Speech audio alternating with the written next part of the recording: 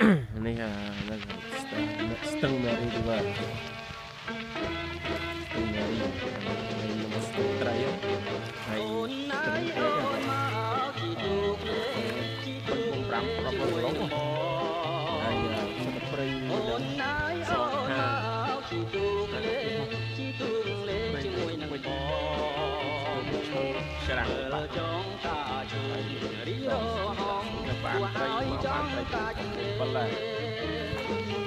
អូនណាយអូនមកសាច់យ៉ាងនេះទៅយកលេងបីយប់ហើ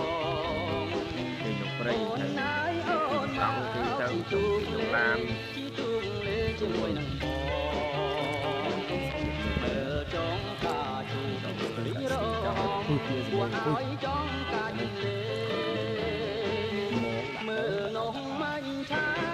កាផ្លានៅក្នុងទឹកថ្លាឆ្វេងច្រើនណាស់ស្រកាភ្លេចគឺចាំងចាញ់ចាយគួរចាប់លេងកាយកំសាហើយចលកាត់អត់ហើមកូនអងប្រាំងអំទូយកទៅក្រុងឯងចលកាត់មកសត្វជាតិពលយ៉ាសម្បូរជាតិពលីគេមកច្រើនណាស់មកទីបីជុំ